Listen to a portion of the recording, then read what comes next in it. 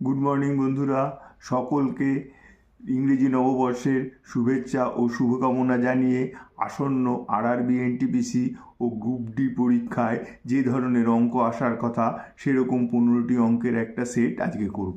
তো চলো শুরু করি। প্রথম অঙ্ক বলেছে 15% হারে 5,500 টাকার 2 বছরের চক্রবৃদ্ধি সুদ নির্ণয় করো যখন সুদ 8 মাস অন্তর দেওয়া হয়। তাহলে দেখো, সুদ 8 মাস অন্তর দেও। এক্ষেত্রে আমি একটা কথা বলি, যখন সুদ বাৎসরিক হয় তখন আমাদের চক্রবৃদ্ধি সুদের ফর্মুলাটা কী হয় না, পি ইন্টু 1+r/100 আচ্ছা, যখন সুদ 6 মাস অন্তর দেওয়া হয় তখন এই ফর্মুলাটা আমরা কি লিখি পি ইন্টু 1+r/6/12 দেখো, এই 6 আর 12 কেটে দিলে 2 হচ্ছে। আমরা ফর্মুলাটা অ্যাকচুয়ালি লিখি হচ্ছে r/2 × 100, আর এখানে দেখো কাটলে 2n। তাহলে অ্যাকচুয়াল ফর্মুলাটা এইভাবে আসছে। তাহলে যখন 3 মাস অন্তর দেওয়া হয়, তাহলে 3 মাস অন্তর দেওয়া হলে p ইন্টু 1+r/3/12 × 100^12/3n। তার মানে দেখো 3 × 4 = 12, মানে r/4 × 100^4n। তাহলে এইভাবে হচ্ছে। তাহলে এখানে বলা হয়েছে 8 মাস অন্তর দেহ। তাহলে কী হবে সবৃদ্ধিমূলের ফর্মুলাটা হবে P into 1+r into 8/12 into 100 হচ্ছে 12/8n। এটাই হচ্ছে ফর্মুলা। তাহলে এইবার এখানে আমি মানগুলো বসিয়ে দেবো। তাহলে পি কত বলেছে না, পি বলেছে 5,500 টাকা। 1+r সুদের হার কত, সুদের হার বলেছে 15% ইন্টু 8/12 ইন্টু 100। এবার হচ্ছে 12/8 ইন্টু ক বছর বলেছে, 2 বছর। ঠিক আছে, তাহলে এটা কাটাকাটি করে কি আসছে দেখি না। দেখো, 4 × 2 = 8, 3 × 4 = 12, 3 × 5 = 15, 5 × 20 = 100, 2 = 10। তাহলে সমান 5,500 ইন্টু 1+1 = 10। এখানটায় কি আসছে না, 2 × 4 = 8, 4 × 3 = 12, তাহলে 2^3। তার মানে হচ্ছে 5,500 ইন্টু 10 × 1 = 10, আর 1 = 11, তাহলে 11 ইন্টু 11 ইন্টু 11, কারণ কিউব আছে, আর নিচে 10 ইন্টু 10 ইন্টু 10। আচ্ছা, দুটো শূন্য কেটে গেল। তাহলে এবার উপরে থাকছে 55 ইন্টু 11 ইন্টু 11 ইন্টু 11, আর নিচে হচ্ছে 10। গুণটা করে নিতে হবে। তাহলে 5 × 11 = 55, 5 × 11 = 55, আর 5 × 60 ইন্টু 11 ইন্টু 11। এবার হচ্ছে আবার 11 দিয়ে 5 × 11 = 55, 6 × 11 = 66 ইন্টু 11। এবার হচ্ছে 5 × 11 = 55, 5 × 11 = 55, 5 × 60, 6 × 11 = 66, আর 6 × 72, 6 × 11 = 66, আর 7 × 73, আর নিচে একটা 10 ছিল। 7,320.5 টাকা। তাহলে এইবার হচ্ছে কি বলেছে না, সুদ নির্ণয় করতে বলেছে। তাহলে সুদ, এবার আসলটা এখান থেকে বাদ দিয়ে দিই না, 5,500 টাকা বাদ দিয়ে দিলে হয়ে যাবে 208,513 1820.5 টাকা। তাহলে উত্তর 3। আচ্ছা, পরের অঙ্ক বলেছে একজন ব্যবসায়ী 1,875 টাকায় দুটো জিনিস বিক্রি করেন। যদি তার একটিতে 25% লাভ হয় এবং অন্যটিতে 25% ক্ষতি হয়, তবে তার কত টাকা ক্ষতি হয়? ঠিক আছে, তাহলে 25% লাভ আর 25% ক্ষতি। 25% মানে কি? 25% মানে 25/100, মানে 1/4। তার মানে সিপি 4, মানে কস্ট প্রাইস বা ক্রয় মূল্য 4 টাকা, আর লাভ, প্রফিট বা লস, লাভ বা ক্ষতি যাই হোক 1 টাকা। তাহলে 4 টাকা ক্রয় মূল্য, 1 টাকা লাভ বা ক্ষতি। এবার যখন 25% লাভ মানে প্রফিট হয়েছে, প্রফিটের ক্ষেত্রে কি হচ্ছে না, 4 টাকা ক্রয় মূল্য, 1 টাকা লাভ, তাহলে বিক্রয় মূল্য কত? 5 টাকা। তাহলে 5 টাকা বিক্রয় মূল্য, 1 টাকা লাভ, তাহলে 1,875 টাকা বিক্রয় মূল্য। তাহলে এখান থেকে লাভ কত টাকা হয়েছে না, 1/5 ইন্টু 1,875। তাহলে 5 দিয়ে কাটলে 3 × 5 = 15, 375। ঠিক আছে, তাহলে 375 টাকা লাভ হয়েছে। এইবার দেখো পরেরটায় কি বলেছে, লস। তাহলে লস কত হয়েছে, 25% লস, মানে 4 টাকা ক্রয় মূল্য, 1 টাকা লস। তাহলে বিক্রয় মূল্য কত, বিক্রয় মূল্য হচ্ছে 3 টাকা। তাহলে 3 টাকা বিক্রয় মূল্য, 1 টাকা লস। তাহলে 1875 টাকা বিক্রয় মূল্য হলে লস কত, না 1/3 ইন্টু 1875, এটা কাটাকাটি করলে 625। তাহলে 625 টাকা ক্ষতি হয়েছে আর 375 টাকা লাভ হয়েছে। তাহলে কত টাকা ক্ষতি হয়েছে, না 625 মাইনাস 375 সমান সমান কত, সমান সমান 250 টাকা। তাহলে উত্তর 2। আচ্ছা, পরের অঙ্ক বলেছে যদি 3x² মাইনাস 5x প্লাস 1 সমান সমান 0 হয় তবে x² প্লাস 1/9x² এর মান কত। তাহলে এখানে কি দেওয়া আছে, না দেওয়া আছে 3x² মাইনাস 5x প্লাস 1 সমান সমান 0। এটা প্রথমে কি করব, না 3x² প্লাস 1 সমান সমান 5x। তাহলে এরপরে এটাকে 3x দিয়ে ভাগ করে দেবো। তাহলে 3x দিয়ে ভাগ করলে এখানটা 3x দিয়ে ভাগ হবে, এটাও 3x দিয়ে ভাগ হবে, এটাও 3x দিয়ে ভাগ হবে। তাহলে দেখো এটা প্রথমে থাকবে x প্লাস 1/3x সমান সমান এটা কেটে গেলে 5/3। এবার উভয় দিকে বর্গ করে দেবো। উভয় দিকে বর্গ করলে কি হবে, না এটা হবে x² plus 1/9x² plus 2ab x into 1/3x সমান সমান 5 5 25, 3 3 9। তাহলে দেখো এটা এসে গেছে x² প্লাস 1/9x²। এখান থেকে x কেটে গেলে 2/3, ওটা ওই পাশে গেলে 25/9 মাইনাস 2/3, লসাগু 9, 25 মাইনাস 3 2 6, তাহলে 19/9, 9 2 18, 2 পূর্ণ 1 9, উত্তর 3। আচ্ছা, পরের অঙ্ক বলেছে এ, বি এবং সি একটি ব্যবসা শুরু করে। এর দ্বিগুণ বিনিয়োগ বি এর বিনিয়োগের 3 গুণ এবং সি এর বিনিয়োগের 5 গুণের সমান। যদি 1 বছর পরে মোট মুনাফা হয় 15.5 লাখ টাকা তবে বি এর লাভের পরিমাণ কত। তাহলে দেখো কি বলেছে, না এর দ্বিগুণ মানে 2a ইস টু সি এর 3 গুণ, বি এর 3 গুণ 3b ইস টু সি এর 5 গুণ 5c। তাহলে অতএব A is to B is to C কত হবে, না 1/2 ইস টু 1/3 ইস টু 1/5। এবার এটাকে পূর্ণ সংখ্যার অনুপাতে আনতে গেলে 2, 3 আর 5-এর লসাগু দিয়ে এটা গুণ করতে হবে। 2, 3 আর 5-এর লসাগু কত, না 30। 30 দিয়ে এটা গুণ করে দিই, 30 গুণ 15 2 30, 30 গুণ 3 10 30 আর 30 গুণ করলে 5 6 30, তাহলে হচ্ছে 15 ইস টু 10 ইস টু 6। এবার কি বলেছে, না বিয়ের মুনাফার পরিমাণ বার করতে বলেছে। তাহলে বিয়ের আনুপাতিক ভাগাহার বার করি। বিয়ের আনুপাতিক ভাগাহার 10/15 প্লাস 10 প্লাস 6, 15 আর 10 25 আর 6 31 ইন্টু মোট মুনাফা 15.5 লাখ টাকা। তাহলে 15.5, তাহলে এটা পয়েন্টটা তুললে নিচে 10 10 10 কেটে গেল 31 5, তার মানে 5 লাখ টাকা। তাহলে বিয়ের কত লাভের পরিমাণ, 5 লাখ টাকা, উত্তর 4। আচ্ছা, পরের অঙ্ক বলেছে দুটি গাড়ি যথাক্রমে 35 কিমি প্রতি ঘন্টা এবং 63 কিমি প্রতি ঘন্টা বেগে একে অপরের দিকে এগিয়ে আসছে। সংঘর্ষের 10 সেকেন্ড আগে দুটি গাড়ির মধ্যে দূরত্ব কিলোমিটারে কত। ঠিক আছে, তাহলে দুটো গাড়ি এক পরস্পরের দিকে এগিয়ে আসছে এবং তারপরে সংঘর্ষ হয়েছে। বলেছে 10 সেকেন্ড আগে তাদের মধ্যে দূরত্ব কত ছিল। তাহলে দেখো যেহেতু তাদের গতির অভিমুখ বিপরীতমুখী, তাহলে আপেক্ষিক গতিবেগ কী হবে, আপেক্ষিক গতিবেগ যোগ করতে হবে। তাহলে আপেক্ষিক গতিবেগ হবে 45 প্লাস 63, তার মানে 5 3 8, 108 কিমি প্রতি ঘন্টা। এই কিমি প্রতি ঘন্টাকে মিটার প্রতি সেকেন্ডে নিতে গেলে এটাকে 5/18 দিয়ে গুণ করতে হবে। তাহলে এটা হচ্ছে মিটার প্রতি সেকেন্ড হলো।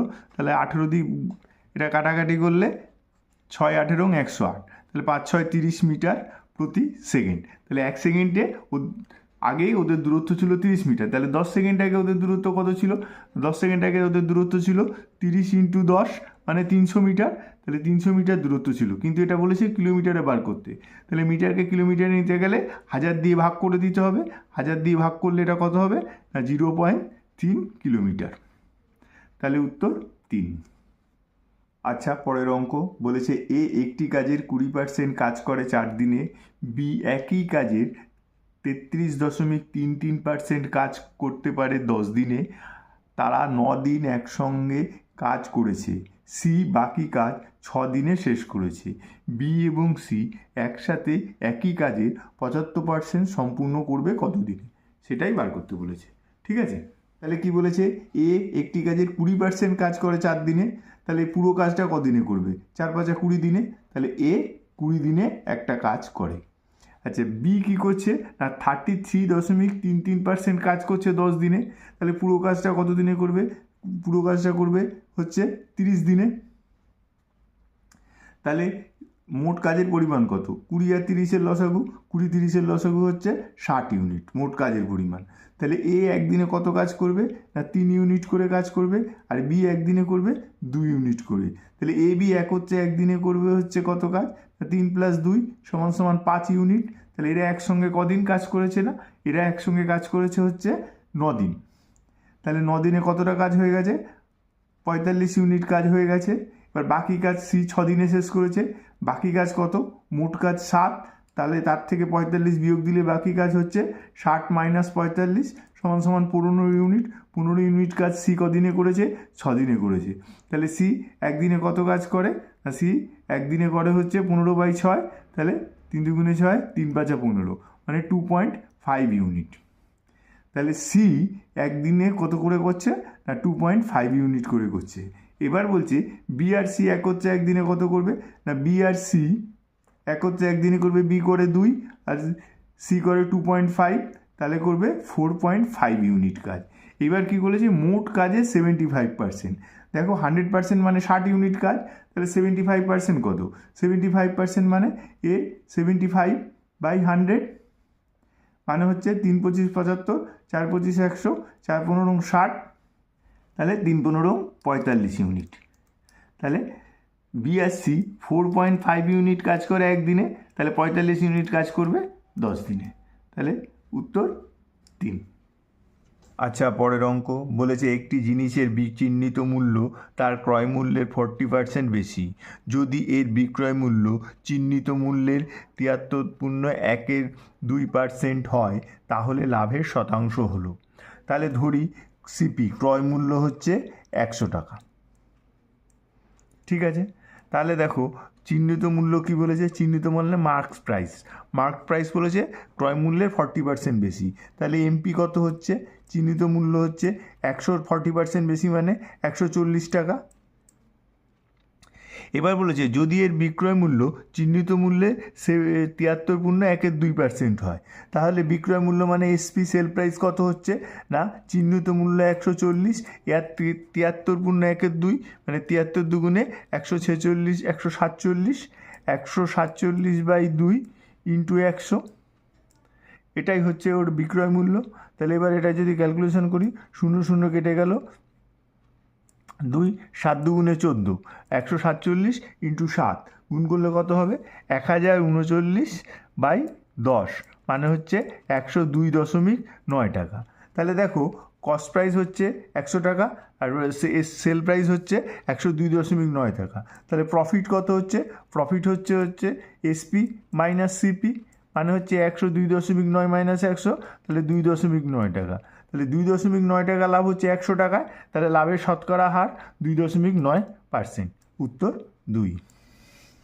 আচ্ছা, পরের অঙ্ক বলেছে 2.5 মিটার প্রস্থের একটি পথ 10 মিটার দৈর্ঘ্য এবং 8 মিটার প্রস্থের একটি আয়তক্ষেত্রের বাগানকে ঘিরে রয়েছে। পথসহ বাগানের ক্ষেত্রফল কত। তাহলে আয়তক্ষেত্রটার দৈর্ঘ্য কত, আয়তক্ষেত্রটার দৈর্ঘ্য হচ্ছে 10 মিটার, আর প্রস্থ কত, প্রস্থ বলেছে 8 মিটার। ঠিক আছে, এই আয়তক্ষেত্রটাকে ঘিরে একটা 2.5 মিটারের রাস্তা আছে।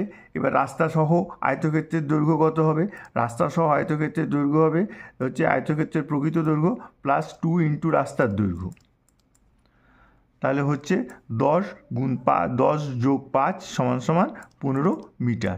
এবার রাস্তা সহ আয়তক্ষেত্রের প্রস্থ কত হবে, আয়তক্ষেত্রের প্রকৃত প্রস্থ প্লাস 2 × রাস্তার দৈর্ঘ্য, তাহলে 8 + 5 মানে 13 মিটার।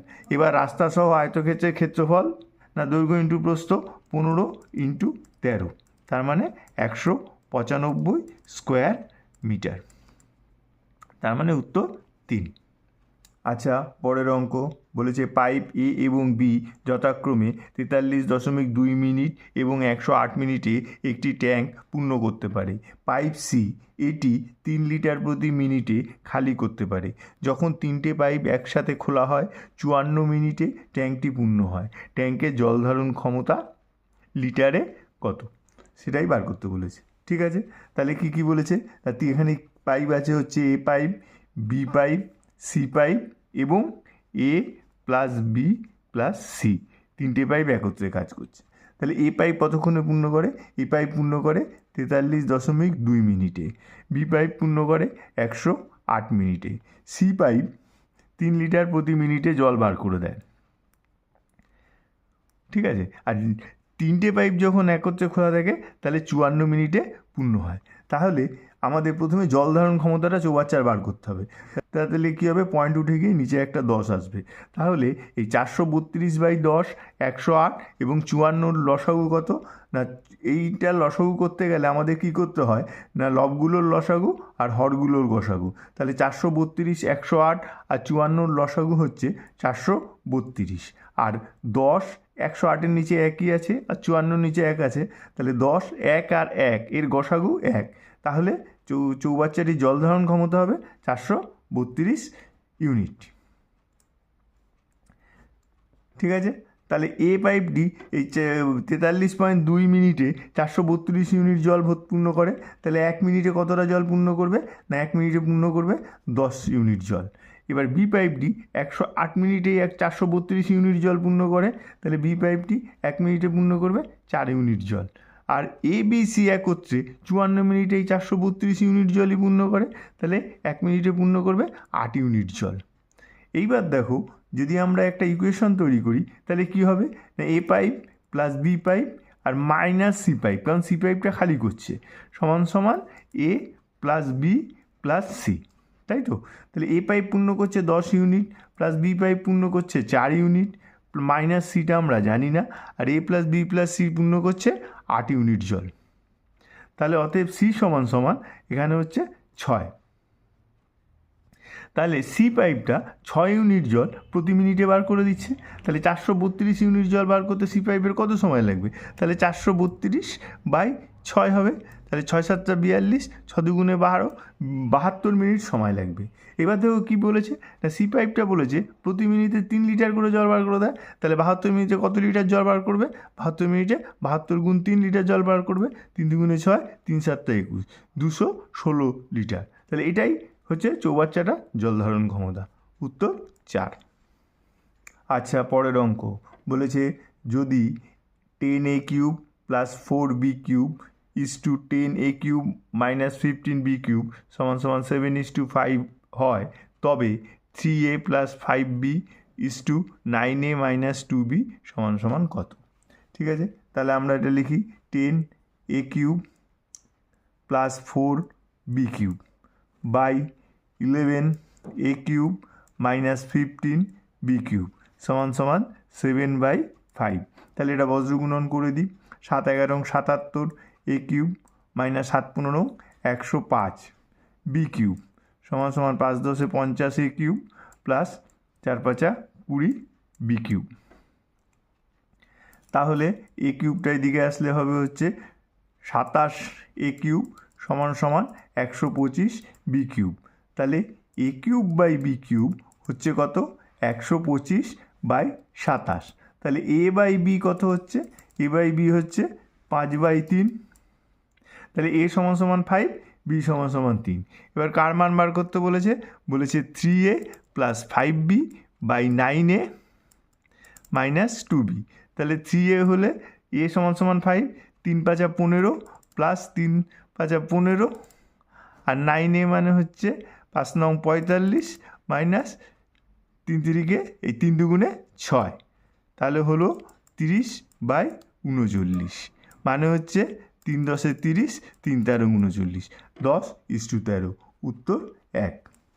আচ্ছা, পরের অঙ্ক বলেছে এ বি এর থেকে 80% বেশি এবং সি এ এবং বি এর যোগফলের থেকে 48.47% কম। এ থেকে সি কত শতাংশ কম। তাহলে দেখো এখানে আমরা কি ধরবো না বিটাকে ধরে নিই, তাহলে বি ধরি 100। তাহলে এ কত, এ বি এর থেকে 80% বেশি, তাহলে এ হবে হচ্ছে 180। এইবার দেখো কি বলেছে, সি এ প্লাস বি এর যোগফলের থেকে 48.4 কম। তাহলে সি কি বলেছে, এ প্লাস বি এর যোগফল মানে 280 এর থেকে 48.4% কম।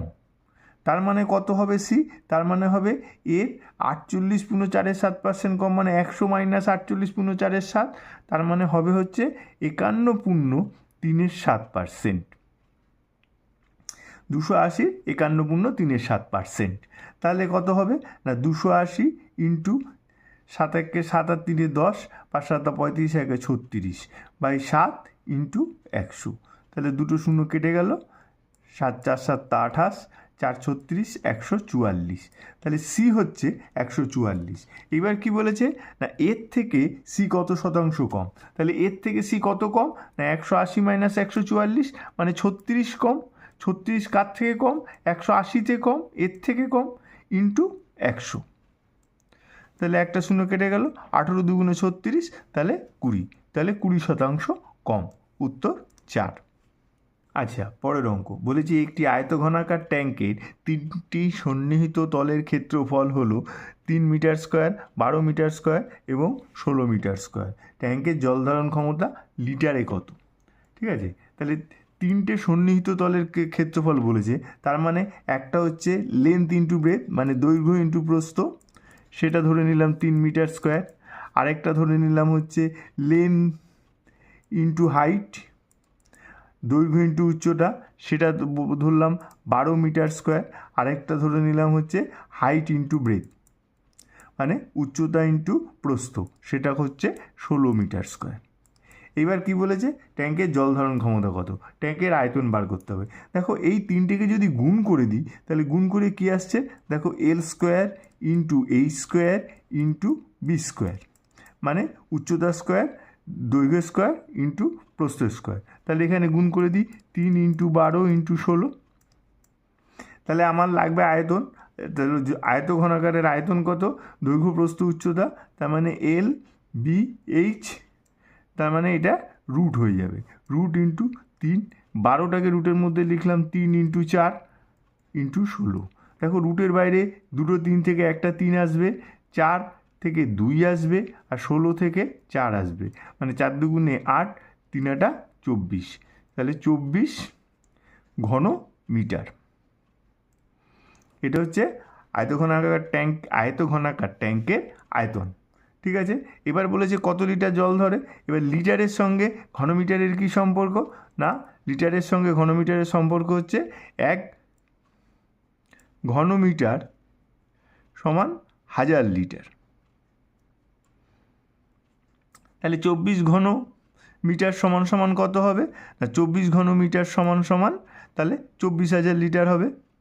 ট্যাঙ্কটার জল ধারণ ক্ষমতা 24,000 ঘন, এই 24,000 লিটার। তাহলে উত্তর 3। আচ্ছা, পরের অঙ্ক বলেছে 120√3 মিটার লম্বা একটি লাইট হাউসের ওপর থেকে দেখলে লাইট হাউসটির দিকে যাত্রা করা একটি জাহাজের অবনতির কোণ 30 ডিগ্রি থেকে 60 ডিগ্রিতে পরিণত হয়। এই সময় জাহাজ দ্বারা অতিক্রান্ত দূরত্ব হলো। তাহলে দেখো যদি ছবিটা আগে কী হবে না, এই ধরো একটা লাইট হাউস এবি,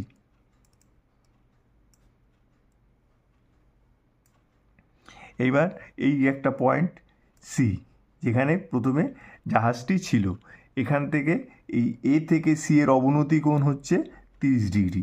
অবনতি কোণ হচ্ছে কোনটা না এইটা, তাহলে এটা হচ্ছে 30 ডিগ্রি। তাহলে অটোমেটিক্যালি এইটার এইটা সমান্তরাল, তাহলে এই কোণটাও 30 ডিগ্রি হবে। এরপরে কি বলেছে আবার একটা জায়গা ধরো বিতে এসছে, এটা হচ্ছে এর অবনতি কোণ, এটা হচ্ছে 60 ডিগ্রি, তাহলে এটাও 60 ডিগ্রি। ঠিক আছে, এইবার কি বলেছে যে লাইট হাউসটার উচ্চতা হচ্ছে 120√3 মিটার। এই ডিসি বার করতে বলেছে, কতটা পথ অতিক্রম করেছে। দেখো এটা কিভাবে করব না, ত্রিভুজ এ বি ডি থেকে যদি করি, এখান থেকে কি হবে না tan 60, লম্ব বাই ভূমি, লম্ব কি না এ বি, ভূমি কি না বিডি? তাহলে tan 60 মান কত? tan 60 মান হচ্ছে √3। এবি কত? 120 √3। আর তাহলে বিডি বাই বিডি, তাহলে √3 কেটে গেল, তাহলে বিডি সমান 120 মিটার। ঠিক আছে, এরপরে দেখো ত্রিভুজ, বড় ত্রিভুজটা নেব, এ বি সি। ত্রিভুজ এ বি সিতে এখানে কী হবে না tan 30। tan 30 মানে লম্ব বাই ভূমি। এখানে লম্ব কত? এখানে লম্ব এ বি আর ভূমি কত? ভূমি বি সি। এবার tan 30 মান 1/√3 আর এ বি কত? 120 √3 আর বিসি। তাহলে অতএব বিসি সমান কত হচ্ছে না 120 √3 ইন্টু √3 মানে 120 ইন্টু 3 মানে 360 মিটার। তাহলে এবার কার মান বার করতে বলেছে না? এবার আমাদের মান বার করতে বলেছে ডিসি। তাহলে ডিসি সমান কী হবে না এসি মাইনাস বিডি, তার মানে 360 মাইনাস 120 সমান 240 মিটার। তাহলে এই সময় জাহাজটি অতিক্রান্ত দূরত্ব হলো 240 মিটার। উত্তর 4। আচ্ছা, পরের অঙ্ক বলেছে একটি গাড়ি প্রথম 30 কিমি 60 কিমি প্রতি ঘন্টা গতিতে এবং পরের 20 কিমি 80 কিমি প্রতি ঘন্টা গতিতে গেলে গড় গতিবেগ কত? তাহলে আমরা কি জানি? আমরা জানি গড় গতিবেগ ইকুয়াল টু মোট দূরত্ব বাই মোট সময়। তাহলে এক্ষেত্রে প্রথমে কী হয়েছে না 30 কিমি পথ গেছে 60 কিমি প্রতি ঘন্টা গতিবেগে। তাহলে তার 30 কিমি পথ যেতে কত সময় লেগেছে? তার T equal to distance by speed. তাহলে টি কত? 30 কিমি যেছে 60 কিমি প্রতি ঘন্টা গতিবেগে, তার মানে হাফ ঘন্টা। আর দ্বিতীয় ক্ষেত্রে গেছে 20 কিমি দূরত্ব 80 কিমি প্রতি ঘন্টা বেগে, মানে 1/4 ঘন্টা। তাহলে আমরা যদি মোট দূরত্ব কত হলো, প্রথমে 30 তারপরে 20 আর মোট সময় কত হয়েছে? মোট সময় হয়েছে প্রথমে লেগেছে হাফ ঘন্টা তারপরে 1/4 ঘন্টা। তাহলে 50 বাই 2 + 1/4 সমান 50 ইন্টু 4/3 মানে 200/3, তার মানে 66.67 কিলোমিটার প্রতি ঘন্টা। উত্তর 4। আচ্ছা, পরের অঙ্ক বলেছে 3 জন পুরুষ এবং 4 জন মহিলা 7 দিনে একটি কাজ করতে পারে, যেখানে 2 জন পুরুষ এবং 1 জন মহিলা 14 দিনে কাজটি করতে পারে। 7 জন মহিলা একই কাজ কত দিনে সম্পন্ন করবে? তাহলে প্রথমে কি বলেছে না দেখো 7 দিনে এক অংশ করছে 3 জন পুরুষ মানে 3 মেন প্লাস 4 জন মহিলা 4 ওমেন। তাহলে একদিনে এক অংশ করতে কত লাগবে? সেই 7 গুণ লোক লাগবে। তাহলে 3 7 21 এম প্লাস 4 7 28 ওমেন। আর দ্বিতীয় ক্ষেত্রে কি বলেছে না? দ্বিতীয় ক্ষেত্রে বলেছে না 14 দিনে এক অংশ করছে 2 জন পুরুষ আর 1 জন মহিলা। তাহলে একদিনে এক অংশ করবে 14 গুণ লোক লাগবে, 14 গুণে 28 মেন প্লাস 14 ওমেন।